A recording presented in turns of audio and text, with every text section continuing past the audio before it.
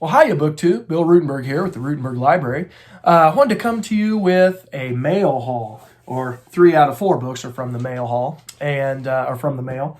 But anyway, I wanted to show you 4 new book titles that came in, and then here in the next week or so, I'll have 4 more that are coming in from my Christmas Amazon order that I did. One of those books came in yesterday, so I wanted to show you some new books. I got one that I bought at the Dollar General. I got the one from my Christmas haul, and then I've got 2 books in the mail from Steve Donoghue. So wanted to show those to you. So here we go, BookTube.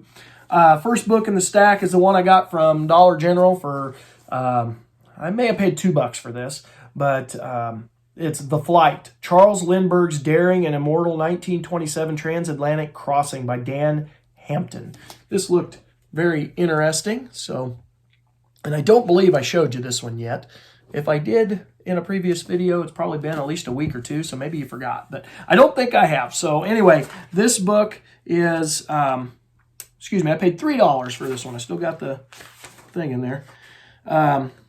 This is from William Morrow out of HarperCollins. It is from 2017, and it's out of New York.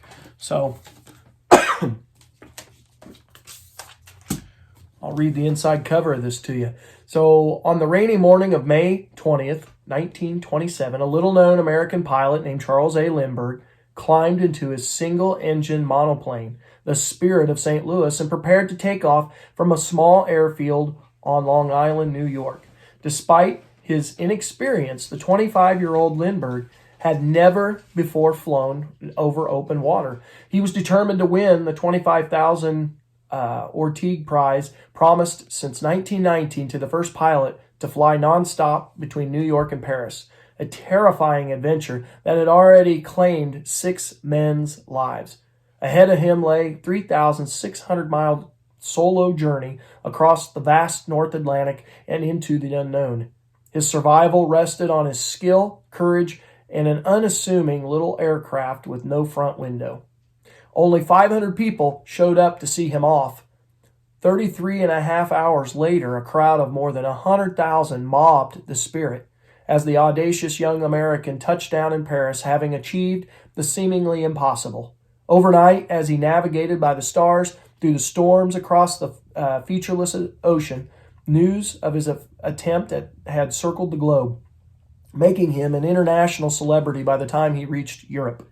He returned to the United States a national hero, feted with ticker-tape parades that drew millions, bestowed every possible award from the Medal of Honor to Time's Man of the Year, the first to be so named, commemorated on a U.S. postage stamp within months, and celebrated as the embodiment of the 20th century and America's plane in it.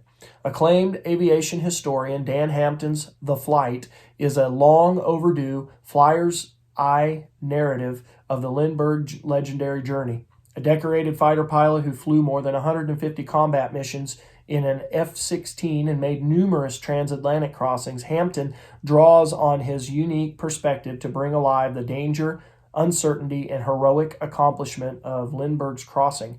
Hampton's deeply researched telling also incorporates a trove of primary sources, including Lindbergh's own personal diary and writings, as well as family letters and untapped aviation archives that fill out this legendary story as never before.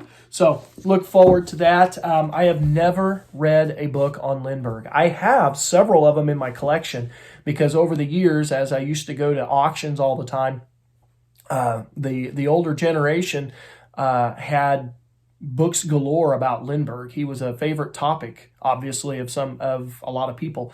And so I picked up I picked up books here and there. And so I have several, but I have never read one. So this sounded like this would be maybe an easier one to start off the subject with because it sounds like maybe this reads a little easier. So I'm looking forward to that. In the mail yesterday. So I'm going to start the mail haul part. I got 3 books in the mail. This first one I got in yesterday, and I have wanted this book for probably 10 years, and I'm very, very excited about it. I've been looking for different, there's all kinds of copies and variations of this. But recently I did a buddy read over Frederick Douglass, The Prophet of Freedom, and absolutely loved the book. And it was at that point that I decided I need to get all three autobiographies. Narrative of the Life of Frederick Douglass, an American Slave, is one of my favorite books of all time. We read it every year in class, and I don't have a copy of it in my home library. I have couple copies at school, but I didn't have one here. And I've been looking to fix that issue. And my wife has said, just wait. And, I found an edition at Barnes & Noble that looked really eye appealing, but then when I opened it, you could tell it was a little cheaply made. And so the binding, you could already tell that thing would break apart. And so I did not buy that. And I'm glad I didn't, because with my Christmas money, I went ahead and splurged. And I bought this book from the Library of America, and it is Frederick Douglass's writings. It's his three autobiographies: Narrative of the Life, My Bondage and My Freedom, and Life and Times. And I really want to read My Bondage and My Freedom this year, and I might read the other one next year. But just real excited about having this. Sorry about the glare there, but I'll go ahead and read the back cover of this to you. It says, "Born into slavery, Frederick Douglass educated himself, escaped, and made himself one of the greatest leaders in American history. His brilliant anti-slavery speeches were so fiercely intelligent and so startlingly eloquent that many people didn't believe he had been a slave. To prove them wrong, Douglass decided to write his own story. His autobiographical narratives stunned the world and have shocked, moved, and inspired readers ever since. Here, complete for the first time in one authoritative volume, all three of Douglass's powerful and gripping works, now recognized as classics of American writing, fascinating first-hand accounts of slavery and abolitionism, John Brown, Abraham Lincoln, the Civil War, Reconstruction, and the emerging struggle for civil rights. They are above all the inspiring story of a self-made American who became advisor to the president, minister to Haiti, and the most influential African-American of the 19th century." So again, this is from the Library of America. I'm very, very happy to add this into the collection. And can't speak enough of that. That was a long time coming.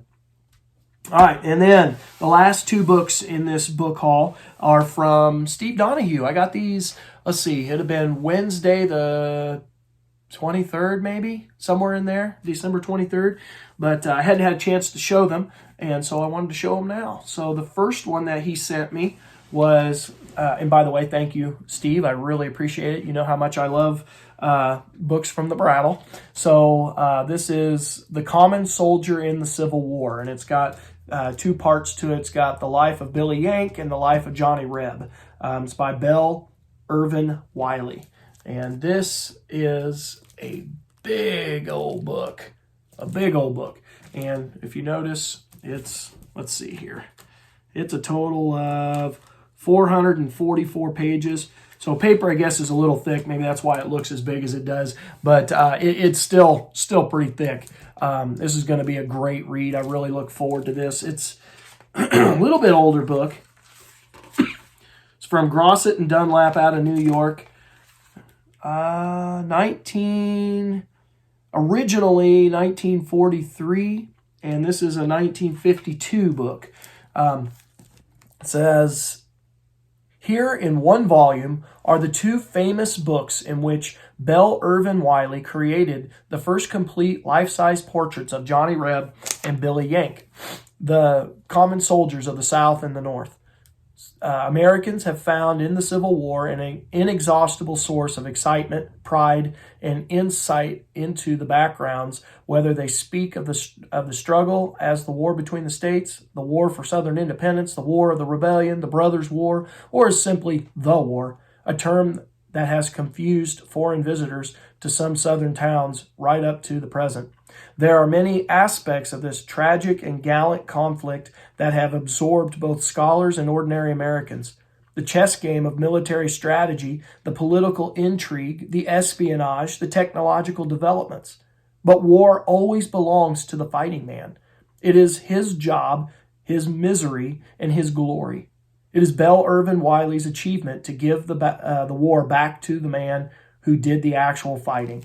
No matter what your special interest may be in the Civil War, your understanding cannot fail to be deepened and broadened by the picture presented here of the day-to-day life on the battlefield, on the march, in the camps, prisons, and hospitals. And if you have taken no interest in this fascinating area of our heritage before, there is no better way to get the feel of the action than through the actual words of the men in the thick of it, whom the author presents to speak for themselves. Dr. Wiley has brought together thousands upon thousands of letters and diaries by Union and Confederate soldiers and has woven the first-hand eyewitness information into a thrilling panorama from which emerge Billy Yank and Johnny Reb, big as life and just as real. Here are the little things that historians seeking to demonstrate strategy or prove a political point can't be bothered with. The songs the men sang, the shoes they wore, the pictures they traded, the jokes they laughed at, and here too are the big things, big to the men who knew them. The fears they felt, the longing they had, their pride, and their incredible guts. The life of Johnny Reb and the life of Billy Yank, first published separately and now brought together in this one-volume edition, were hailed by historians and critics as major contributions to our understanding of the Civil War. Said the Saturday Review of Literature about the life of Johnny Reb, in a sweeping statement, we may say that in this book the reader will find most anything he may want to know about Johnny Reb or the soldier of any war. You sense what war is like as vividly as in any of the leading novels, which poured from the presses after the last one. But this is fact and not fiction, and the volume is indispensable to any historian. And of the life of Billy Yank, the New York Herald Tribune said, from every point of view, an impressive achievement, an exciting narrative, always stirring, at times hilarious, and at times poignant. This is a book of distinguished literary quality, based on elaborate and careful research. It is also a work of distinguished scholarship, an important addition to Civil War literature. Of both books, the Chicago Tribune said, these must be the best accounts of the common soldiers on both sides yet written out, with a balance between the personal record and the summing up by Wiley. The suffering is here, but so is the humor. All right, so I'm really looking forward to that. It's a 2-in-1 edition, and so there you go, BookTube. There was the first one Steve Donoghue sent me, and the second one is a book of essays. So this is With My Face to the Enemy, Perspectives on the Civil War, and it's edited by Robert Cowley, and it's got essays by David Herbert Donald, Gary Gallagher, James McPherson, and Stephen Sears, and many others. But those are all really big names in Civil War literature. And this book is from G.P. Putnam's Sons out of New York, and it is a 2001 book. So again, just different. I don't think I'll read the inside cover of this one, but it's got just different perspectives on the Civil War, just like it says, from the leading historians of the Civil War era. So anyway, thank you so much, Steve Donoghue. I really, really appreciate it. If you don't follow Steve or watch Steve's videos, go check him out. Great channel. I know I always enjoy listening to what he has to say. So anyway, BookTube, that has been 4 new books, 3 in the mail, 1 at the store, that have come to the Ruttenberg Library, and the books are mounting. I have got to get these things read. I'm excited about it. So anyway, I hope you guys have gotten some new books in your collections and that you are having some time to read. I know here in Iowa it has gotten cold, so curling up on the couch or in the chair with a blanket and a book is not that hard to do. It is pretty appealing at this moment. So anyway, thank you for watching, and thank you to all the new subscribers, and I hope everyone has a wonderful day. And until next time, BookTube, happy reading.